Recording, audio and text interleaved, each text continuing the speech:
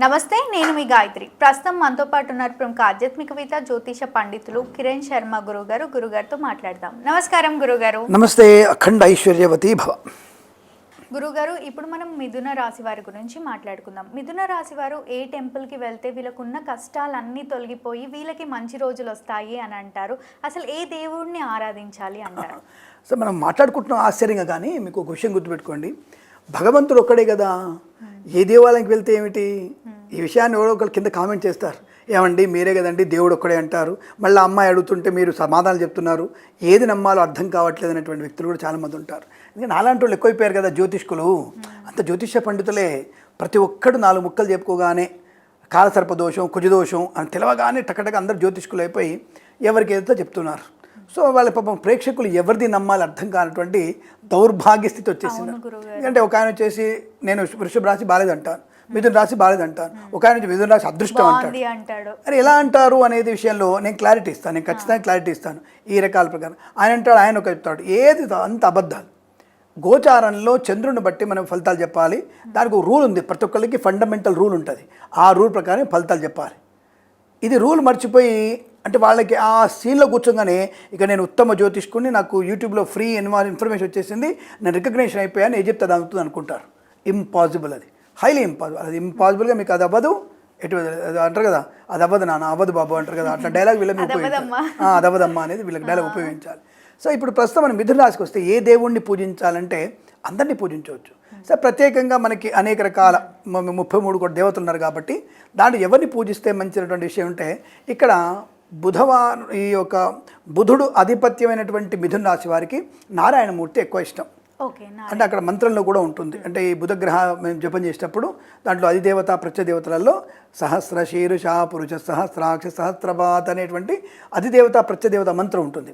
కాబట్టి అక్కడ ఆ మంత్రాన్ని బట్టి ఈయనకి నారాయణమూర్తి స్వరూపాన్ని వీరు కనుక ధ్యానం చేస్తే అద్భుతమైన ప్రయోజనాలు పొందుకుంటారు. ఏ దేవాలయానికి వెళ్ళాలి?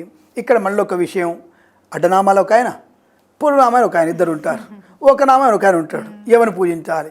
ఈ అడ్డనామాలను వచ్చేసి శ్రీశైలం వెళ్ళండి, లేదంటే మీ ఇక్కడ ఉన్నటువంటి ఇక్కడ మనకి యాదగిరిగుట్టలోనే కింద మనకి స్వామివారి శివాలయం ఉంటుంది, బాలాలయం అని ఉంటుంది, కింద ఉంటుంది. అంటే స్వామివారి యాదగిరిగుట్ట లక్ష్మీనరసింహ పైన ఉంటాడు, కింద ఈశ్వరాలయం ఉంది. అద్భుతమైన శక్తి సంపన్నుడు ఆయన.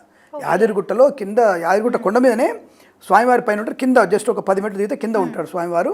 అక్కడ ఈశ్వర దర్శనం చేసుకుంటే అద్భుతమైనటువంటి యోగం ఉంటుంది. చాలా మనకి ధనప్రాప్తి, రోగనాశనం కలిగి అద్భుతంగా ఉంటుంది. ఈ మిథున రాశి వారు అక్కడ 2 దర్శనాలు అవుతాయి, పైన నారాయణుడు, కింద ఈశ్వరుడు దర్శనం 2 అవుతాయి. అక్కడ కొండపైనే, మళ్ళీ చెప్తున్నా, కొండపైనే, కొత్త కొండపైనే ఉంది అది, 2 గుళ్ళు కూడా. అక్కడ వెళ్తే ఇంకా విశేషం. లేదు శ్రీశైలం వెళ్ళవచ్చు, లేదా వేములవాడ స్వామి రాజన్న దర్శనం చేసుకొని కోడే, అంటే కోడని కనుక వదిలినట్టయితే వీళ్ళకు ఉండేటువంటి ధనయోగం బాగా ఉంటుంది, ఐశ్వర్యం ఉంటుంది. 100 కోట్ల వాడికి 200 కోట్లు అవ్వచ్చు, 100 రూపాయల వాడికి 200 రూపాయలు అవ్వచ్చు. అలా ధనప్రాప్తి అంటే డబుల్ అయ్యే అవకాశాలు బలంగా ఉంటాయి. ఆరోగ్య ప్రాప్తి కూడా బాగా ఉంటుంది. ఇంకా మనకి నిలునామా ఆయన ఉంటుంది ఒక ఆయన, ఆయన శుభ్రంగా ఏడుకొండలవాడ వెంకటరమణ గోవింద అక్కడ వెళ్ళొచ్చు. ఇంకా ఒక నామం ఉన్న ఒక ఆయన ఉంటాడు, ఒకటే నామం ఉంటుంది ఆయనకి. తప్పకుండా నారాయణుడు, శ్రీరంగం వెళ్తే సరిపోతుంది. అక్కడ శ్రీరంగం వెళ్తే అంటే ఇలా ఒక్కొక్క రకమైనటువంటిది. ఇప్పుడు మనకి పంచదార కావాలి, నువ్వు ఈ సూపర్ మార్కెట్ వెళ్తావా, ఆ సూపర్ మార్కెట్ వెళ్తావా అనే డిసిషన్ నీది. కాబట్టి ఏది బాగుంటే వెళ్తుంది. లేదా డీమార్ట్ వెళ్తావా, దూరం వెళ్ళి అక్కడ బిల్లింగ్ కోసం 10 నిమిషాలు కూర్చుంటావా, అది నీ ఇష్టం. సో కాబట్టి ఈ అనుకూలవంతంగా నీ క్వాలిటీ, ప్యూరిటీ, పర్ఫెక్షన్, ప్రైస్ అన్ని సెట్ అవుతే అక్కడ వెళ్తావుగా. అలాగే నీకు ఇంటి దగ్గర ఏ దేవుడు ఉంటే ఆ దేవుడు పూజించుకో. నీకు ఏది సులువైనటువంటి దేవుడి దగ్గరికి వెళ్తే ఆయన ప్రశాంతంగా అక్కడ వెళ్ళండి. తప్పకుండా అక్కడ వెళ్ళి ఆ దేవుడిని పూజించుకుంటే మానసిక ప్రశాంతత బాగా ఉంటుంది. కాబట్టి ఇలా నేనేది వెటకారం చెప్పట్లే, ఎవరెవరి మతానుసారంగా వాళ్ళు వెళ్ళే ప్రయత్నం చేస్తే మిథున రాశి వారికి అనుకూలవంత శుభయోగం ఉంటుంది. అలాగే ఇందాక అమ్మ అడిగినట్టుగా గుడికి వెళ్ళలేని వాళ్ళు ఇంట్లో ఏం చేసుకోవాలి అందరికీ ఉంటుంది కదా. అప్పుడు ఓ 70 ఏళ్ళ ముసలి అన్నాడు పాపం. సో నాలాంటోడు ఏం చేస్తాం, వెళ్ళి మనం ఏం చేయలేం కదా, వెళ్ళి ఇంట్లో కూర్చొని చేసుకోవాలి. ఏం సింపుల్ చేసుకోవాలి, నారాయణ స్తోత్రం చదువుకోవాలి, భాగవత పారాయణం చేయాలి. మిథున రాశి వారు తప్పకుండా భాగవత పారాయణం చేస్తే అద్భుతమైనటువంటి బుధగ్రహ అనుగ్రహంతో అనుకూలవంతమైనటువంటి ఆరోగ్యం, ఐశ్వర్య ప్రాప్తి కూడా బలంగా ఉంటుంది. అలాగే ఈ బుధగ్రహ అష్టోత్తరం చదువుకోవడం వల్ల లాభం ఉంటుంది. అలాగే పురుష సూక్త విధానంగా స్వామివారిని అభిషేకం చేయడం, లేదా పురుష సూక్త పారాయణం చేయడం, పురుష సూక్తం ఉంటారు దాన్ని పారాయణం చేయడం. స్వామి నేను నాకు రాదు కదా, నోరు తిరగదు కదా, శుభ్రంగా వినండి, తప్పకుండా ఉంటుంది. అలాగే విష్ణు సహస్రనామ పారాయణ చేస్తే కూడా మీకు అద్భుతమైన యోగాన్ని పొందుకునే అవకాశాలు ఖచ్చితంగా ఉంటే Okay. చెప్పవచ్చు.